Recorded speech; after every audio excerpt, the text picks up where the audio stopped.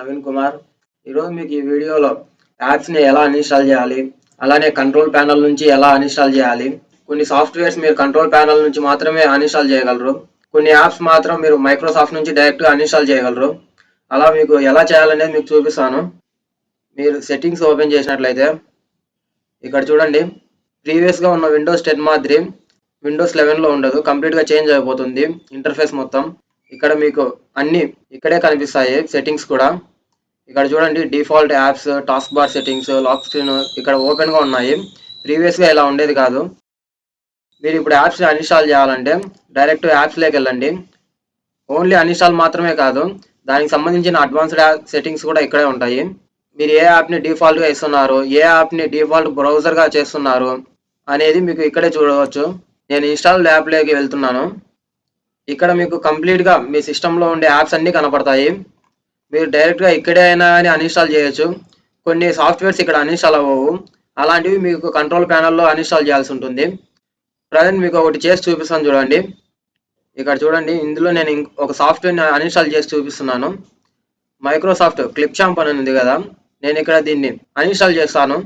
అంతకుముందు ఇక్కడ advanced options కూడా మీకు చూపిస్తాను చూడండి. ఈ అడ్వాన్స్డ్ ఆప్షన్స్ అంటే దానికి సంబంధించిన స్పెసిఫికేషన్, బ్యాటరీ యూసేజ్, లేదంటే దాన్ని టర్మినేట్ చేయాలన్నా, ఒకవేళ ఏదైనా ప్రాబ్లమ్స్ ఉంటే మనం ఇక్కడ రిపేర్ అనే ఆప్షన్ ఉంటుంది. ఒకవేళ యాప్ వర్కింగ్ అవ్వట్లేదు, దాని యొక్క డేటాని డిలీట్ చేయాలి అంటే అనగా అప్పుడు మనం రీసెట్ బటన్ కూడా చూడొచ్చు. దాని తర్వాత ఫైనల్గా మీకు ఇంకా ఏం అవసరం లేదు, మీ డాక్యుమెంట్స్ ఎఫెక్ట్ కాకుండా యాప్ని వాటి యొక్క సెట్టింగ్స్ని అన్ఇన్స్టాల్ చేయాలంటే ఇక్కడ అన్ఇన్స్టాల్ని క్లిక్ చేయొచ్చు. ఇక్కడ చూడండి, నేను అన్ఇన్స్టాల్ని క్లిక్ చేశాను. ఇక్కడ చూడండి, అన్ఇన్స్టాల్ అయ్యింది.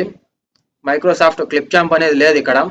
మీకు డౌట్గా ఉంటే మైక్రోసాఫ్ట్ స్టోర్లో చూడొచ్చు, ఎందుకంటే నేను మైక్రోసాఫ్ట్ స్టోర్లోనే డౌన్లోడ్ చేసింది ఇది.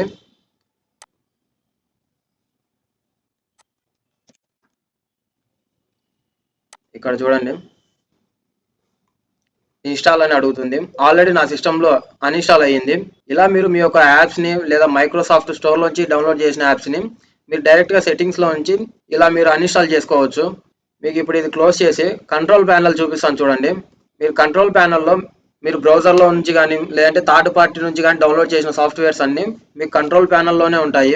అవి మీరు కావాలంటే డైరెక్ట్గా మీరు అన్ఇన్స్టాల్ చేయలేరు, కంట్రోల్ ప్యానల్లో మాత్రమే అన్ఇన్స్టాల్ చేయగలరు. మీకు ఇప్పుడు చూపిస్తాను చూడండి. మీ స్టార్ట్లోకి వెళ్ళి కంట్రోల్ ప్యానల్ అని టైప్ చేస్తే మీకు ఇలా ఒకటి వస్తుంది. దీని మీద క్లిక్ చేయండి. ఇక్కడ మీరు ప్రోగ్రామ్స్లో అన్ఇన్స్టాల్ అని క్లిక్ చేయండి. మీకు ఇక్కడ చూపిస్తుంది మీ సిస్టంలో ఎన్ని సాఫ్ట్వేర్స్ ఉన్నాయనేది. మీకు ఆర్గనైజ్ కూడా ఉంటుంది. ఆర్గనైజ్ ఎలా చేసుకోవాలనేది ఇక్కడ చూడండి. లేఅవుట్ లేదంటే మెనూ బార్ లాగానా లేదంటే డీటెయిల్స్ ప్యాన్ లాగానా అనేది మీ ఇష్టం. అది ఇప్పుడు నేను మెనూ బార్ లాగా పెడుతున్నాను, అలాగైనా పెట్టచ్చు. ఒకవేళ అలా వద్దు లేఅవుట్ అంటే కనుక మెనూ బార్ తీసేసి ఓన్లీ డీటెయిల్స్ ప్యాన్ లాగానే పెట్టచ్చు.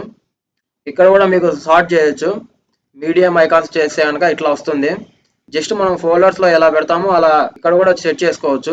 కొంచెం సైజ్ని ఇంక్రీజ్ చేసుకోవాలి కానీ స్మాల్గా ఉండాలి ఐకాన్స్ అన్నప్పుడు మీరు ఇది యూస్ చేసుకోవచ్చు. వాటి యొక్క డీటెయిల్స్ కూడా మీకు కనపడుతూ ఉంటాయి. నేను మీకు కొంచెం లార్జ్ సైజ్ పెడుతున్నాను చూడండి. ఇవి నా సిస్టంలోని సాఫ్ట్వేర్స్. ఇక్కడ చూడండి, నేను VLC మీడియా ప్లేయర్ని అన్ఇన్స్టాల్ చేస్తున్నాను. ఎందుకంటే ఇది నేను థర్డ్ పార్టీ నుంచి బ్రౌజర్ నుంచి డౌన్లోడ్ చేశాను. ఇక్కడ చూడండి, అన్ఇన్స్టాల్ అయిపోతుంది. అన్ఇన్స్టాల్ అయిపోయింది.